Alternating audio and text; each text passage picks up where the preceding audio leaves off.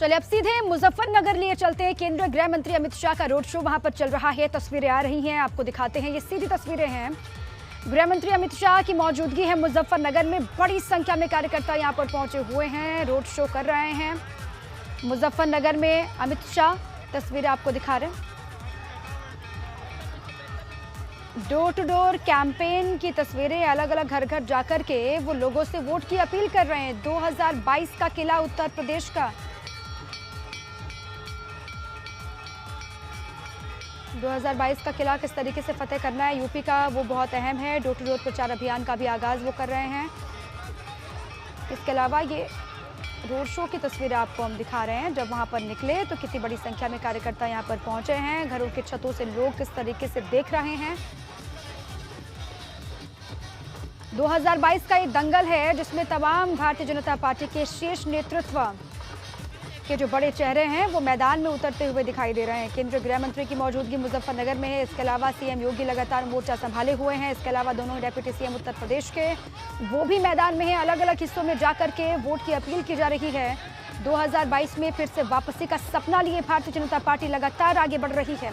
सपना किसका पूरा होगा? टक्कर समाजवादी पार्टी के साथ में भारतीय जनता पार्टी की लगातार कोशिशें, एक दूसरे को पीछे छोड़ करके आगे निकला जाए और बीजेपी सबसे आगे इस रण में दिखाई दे रही है।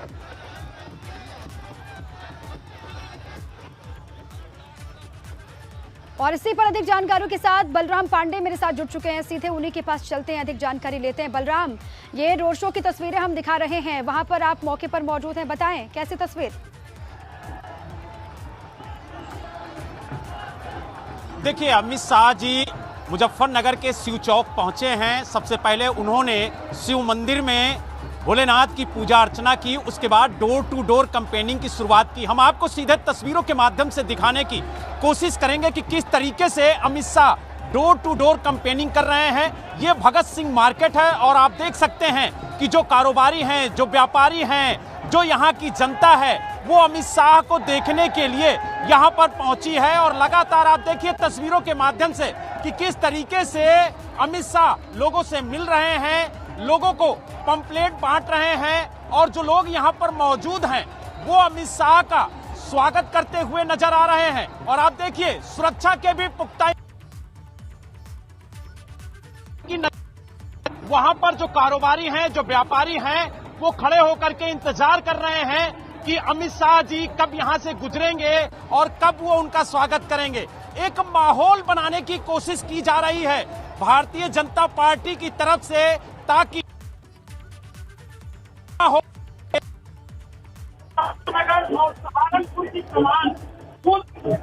ठीक है, ठीक है बलराम, ठीक है। आपके ऑडियो में थोड़ी सी प्रॉब्लम है। वहाँ पर ये भीड़ हम दिखा पा रहे हैं, लोग वहाँ पर पहुंचे हुए, कारोबारी जो व्यापारी हैं वो बेहद उत्सुक हैं और वो इंतजार कर रहे हैं कि कब गृह मंत्री अमित शाह यहाँ से आगे बढ़ेंगे। ये डोर टू डोर कैंपेन की तस्वीरें हम दिखा रहे हैं दर्शकों को। बड़ी संख्या में बीजेपी के जो पदाधिकारी हैं उत्तर प्रदेश के, वो भी यहाँ पर मौजूद हैं। और ये देखिए गृह मंत्री की तस्वीर भी आपको दिखा रहे हैं। नारेबाजी वहाँ पर लगातार हो रही है और कोशिश पूरी ये की जा रही है कि जो कारोबारी, जो व्यापारी वहां पर मौजूद हैं, उनसे भी संपर्क हो, उनसे भी बातचीत हो पाए केंद्रीय गृह मंत्री की। और इसीलिए सुबह से जब से ये खबर थी कि यहाँ से डोर टू डोर कैंपेन को आगे बढ़ाएंगे गृह मंत्री, संजीव बालियान भी वहाँ पर दिखाई दे रहे हैं, तब से ही लगातार लोगों की भीड़ जुटनी अलग अलग हिस्सों में शुरू हो गई थी। ये तस्वीरें 2 कैमरों के जरिए आप तक पहुँचा रहे हैं। कैमरा 1 की तस्वीर देखिए, लगातार समर्थन में नारेबाजी वहां पर संजीव बालियान हैं और भी तमाम दिग्गज हैं उत्तर प्रदेश के जो लगातार ग्राउंड पर वहां काम कर रहे हैं। और साथ ही दूसरी तस्वीर में भी आप देखिए किस तरीके से लोगों की मौजूदगी यहां पर है। दोनों ही तस्वीरों के जरिए आप समझिए उत्तर प्रदेश में किस तरीके से लगातार जुटे हुए हैं तमाम दिग्गज। और साथ ही पश्चिमी उत्तर प्रदेश में और भी चुनौती बीजेपी के सामने बहुत बड़ी है। बड़ी संख्या में जो किसान हैं, जो जाट हैं, वो किसके साथ हैं, इस पर ही मंथन बीजेपी कर रही है। और अपने हिस्से में लेने के लिए जाटों को, किसानों को लगातार एक के बाद एक तमाम बड़े सुरमा यहाँ पर पहुँच रहे हैं भारतीय जनता पार्टी के। केंद्रीय गृह मंत्री की मौजूदगी यहाँ पर, बड़ी संख्या में कारोबारी, व्यापारी, नारेबाजी और कार्यकर्ता भी बहुत बड़ी संख्या में यहाँ पर पहुंचे हुए हैं। देखिए पार्टी का झंडा लिए हाथों में सड़कों पर उतरे हैं कार्यकर्ता, जिनमें जोश बेहद हाई है। गृह मंत्री उनके बीच में मौजूद और इसीलिए जोश सातवें आसमान पर।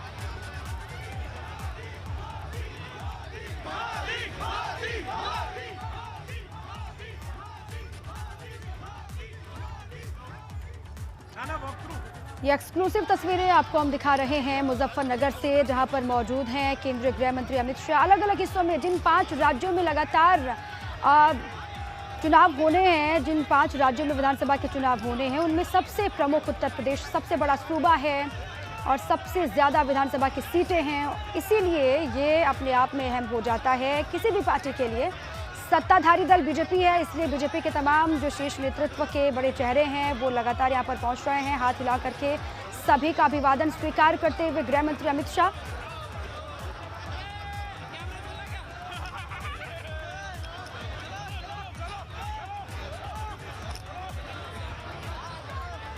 तो एक्सक्लूसिव तस्वीरें आपके सामने। तमाम जो बीजेपी के कार्यकर्ता वहाँ पर हैं वो भी मिलना चाहते हैं गृह मंत्री से।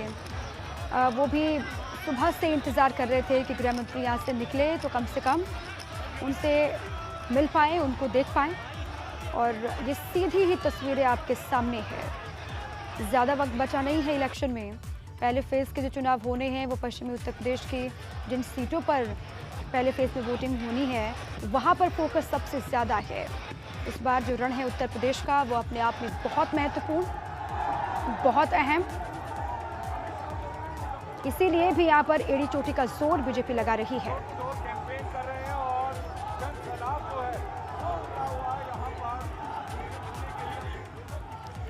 डोर टू डोर कैंपेन की तस्वीरें आपके सामने, अमित शाह की सभी से मिलते हुए, पर्चा लेते हुए, और साथ ही साथ कार्यकर्ताओं की होड़ आप देखिए।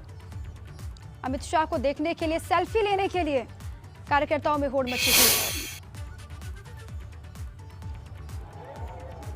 इससे पर बलराम भी लगातार मौके पर मौजूद हैं, वो जुड़ चुके हैं मेरे साथ। बलराम, अगर आप तक आवाज पहुंच रही है तो बताइए इस वक्त क्या हो रहा है वहां पर?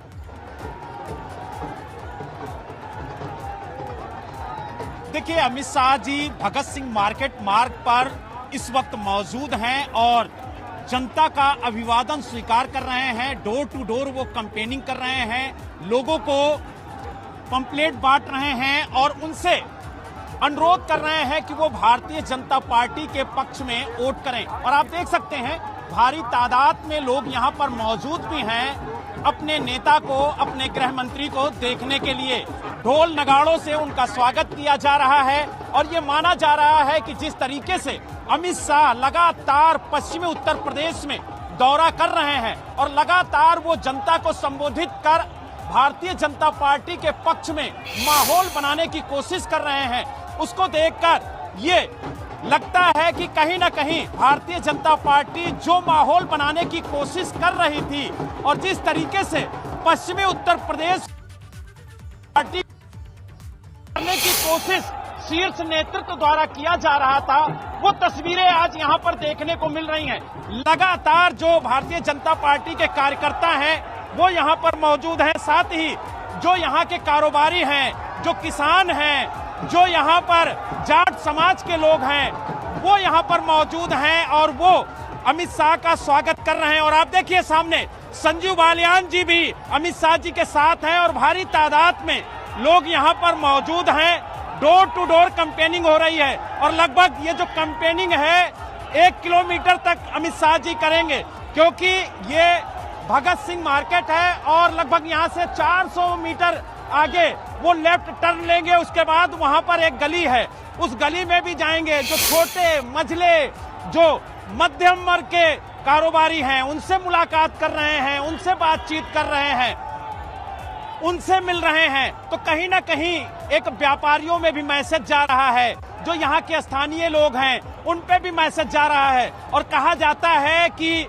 चुनाव का जो रास्ता है, जो लखनऊ का रास्ता है, वो पश्चिमी उत्तर प्रदेश से होकर के जाता है और जिसमें पश्चिमी उत्तर प्रदेश के मुजफ्फरनगर और सहारनपुर 2 जिले ऐसे हैं। ठीक है बलराम, आपके पास लौटेंगे। ये बड़ी संख्या में कार्यकर्ता वहां पर मौजूद हैं, जो कारोबारी हैं उनके पास भी जाएंगे, उनसे भी बातचीत करेंगे, उनमें भी उत्सुकता है। ये डोर टू डोर कैंपेन की तस्वीर हम दिखा रहे हैं।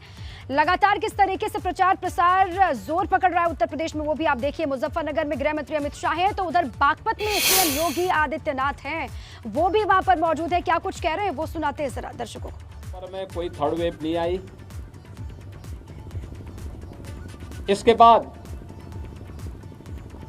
दिसंबर जनवरी में थर्ड वेव के लक्षण देखने को मिले और दुनिया के अंदर थर्ड वेव ने भी काफ़ी हाहाकार मचाया।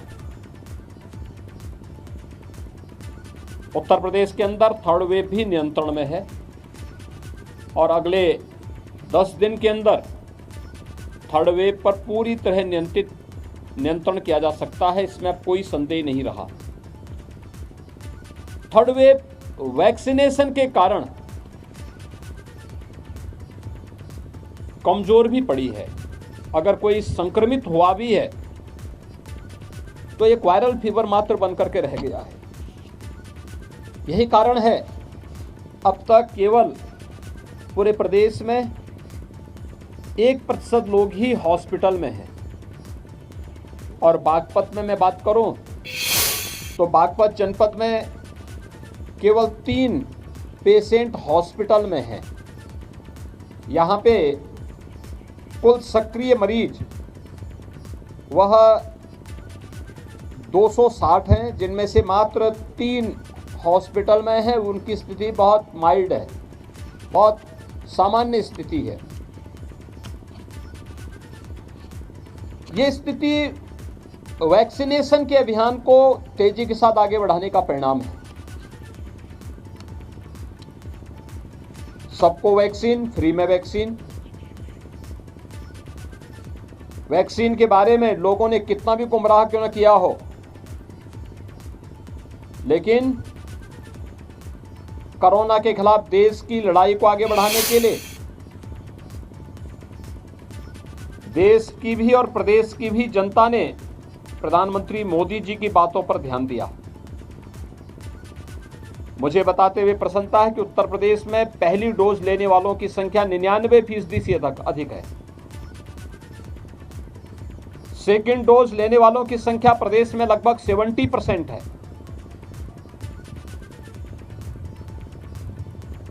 अगर मैं बागपत की बात करूं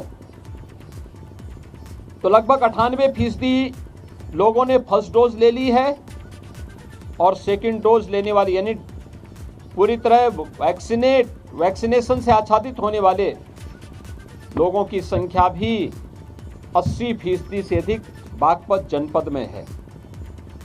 यानी वैक्सीनेशन का जो ड्राइव है वो सफलतापूर्वक आगे बढ़ रहा है। हमारा प्रयास हो